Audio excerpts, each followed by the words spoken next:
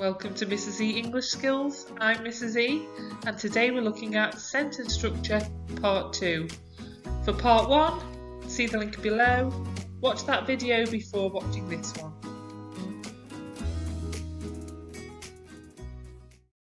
Let's look at simple sentences. So what is a simple sentence? Well, they're often very short and they contain one subject. For example, my name is Sarah. I am 21 years old. I come from Scotland. I like to sing. All of these contain one subject. I have highlighted the subjects in each sentence. Let's take a look at compound sentences. What is a compound sentence? Well, it's two or more sentences joined together using a connective.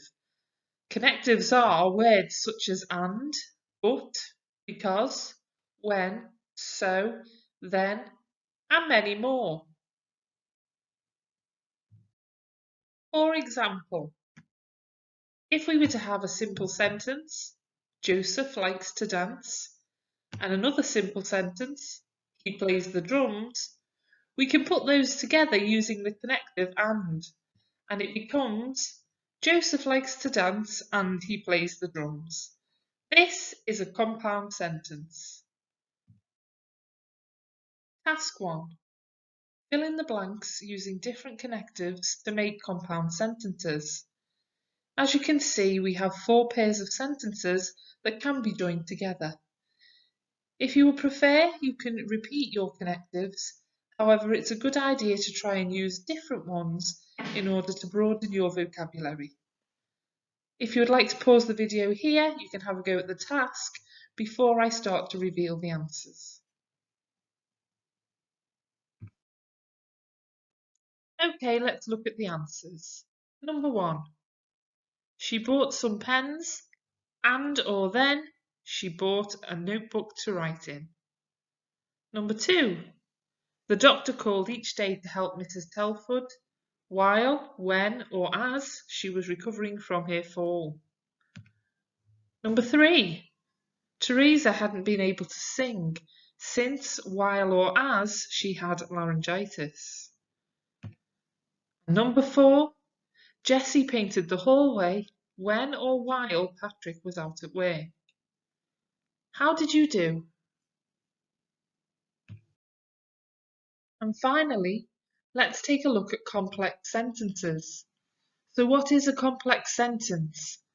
Well, it's a sentence that's generally made up of a main clause, which would make sense on its own, and a subordinate clause, sometimes called extra information, which would not make sense on its own and requires the main clause in order for the full sentence to make complete sense. Let's look at an example. Here is a complex sentence. Mr. Redford, the college principal, is coming for dinner. We have a main clause which makes sense on its own. Mr. Redford is coming for dinner, with some extra information in the form of a subordinate clause which does not make sense on its own. The college principal. The subordinate clause is separated from the main clause using commas. Check out my video on commas to further explore this punctuation mark. Commas allow us to pause, so when reading this complex sentence aloud, it will sound something like this. Mr. Redford, the college principal, is coming for dinner.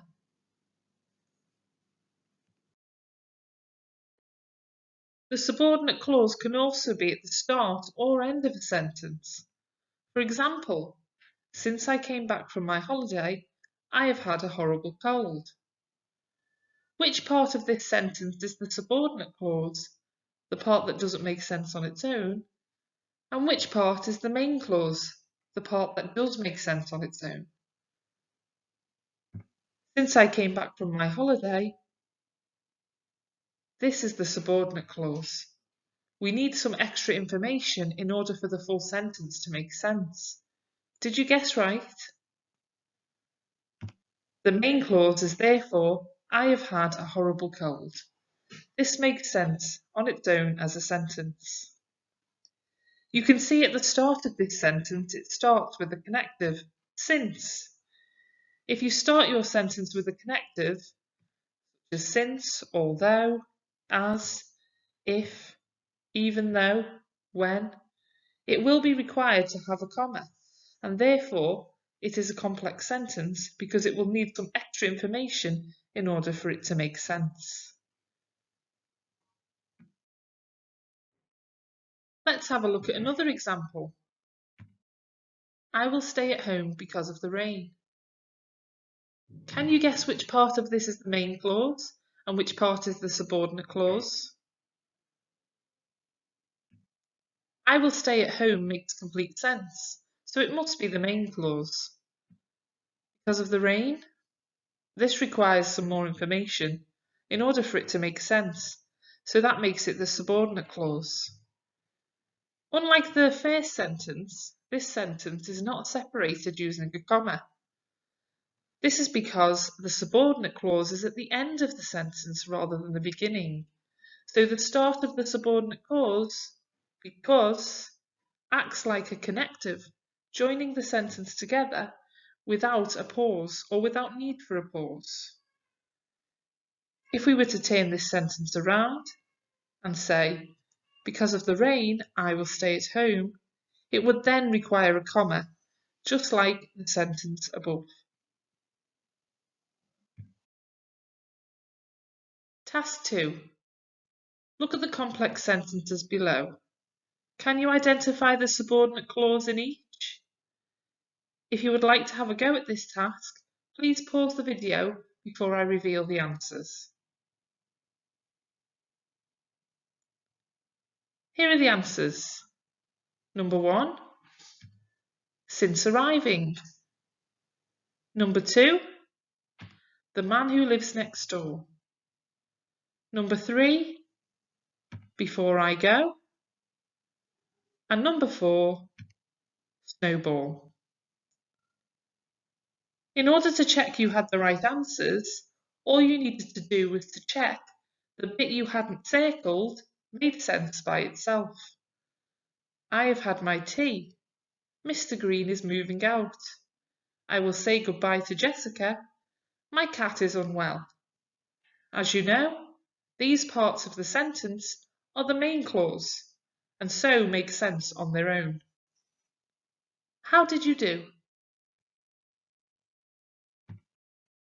Now you know the difference between the main clause and the subordinate clause, you should know where to separate using commas. Task 3.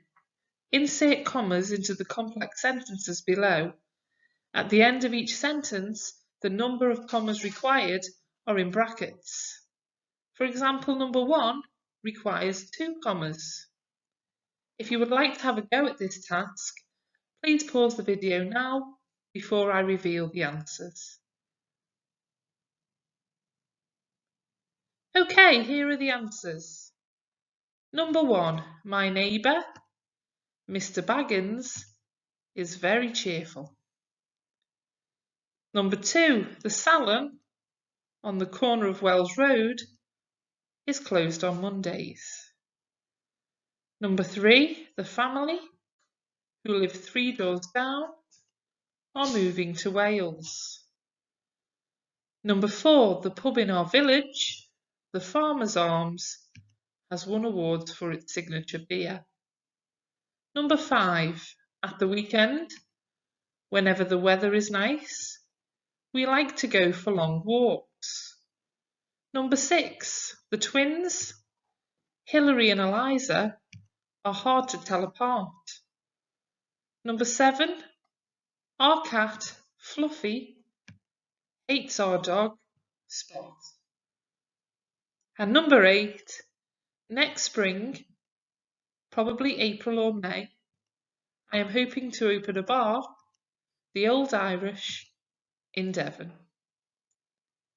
How did you do? Once again, you can check whether you've got the answers right by crossing out the extra information in the middle where you've marked off using commas and reading the rest of the sentence, which should make sense on its own. For example, my neighbour is very cheerful and the salon is closed on Mondays.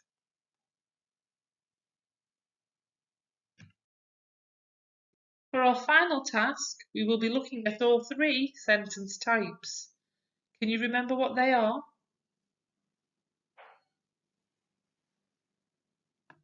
Simple, compound, and complex. In the paragraph below, can you label each sentence with its sentence type? Think about everything we've learned so far to help you out. You can pause this video now to have a go at the task before I reveal the answers.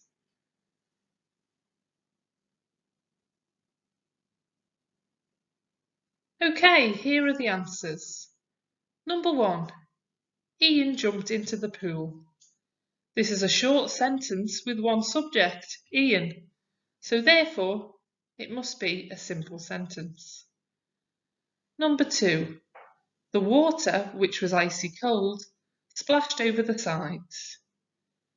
Well, this has commas in, and the only sentence type with commas in is a complex sentence. We have a main clause, the water splashed over the sides, and a subordinate clause, which was icy cold. So therefore, it is a complex sentence. Number 3. As he went under, the children's screams and shouts were muffled. Again, this has a comma in, and a main clause, the children's screams and shouts were muffled, makes sense on its own, and a subordinate clause, as he went under. So therefore, it's another complex sentence. Number 4. He touched the bottom and he looked up. We have a connective and we have two lots of he making two subjects. So this must be a compound sentence. Two sentences stuck together. Number 5. Above him there was a confused tumble of bodies, but at the bottom it was peaceful. Again, we've got our connective, but we've got two complete sentences stuck together using a connective. So this must be another compound sentence. Finally, perhaps he could stay there forever. Again, a very short sentence with one subject, he. So it is a simple sentence. How did you do?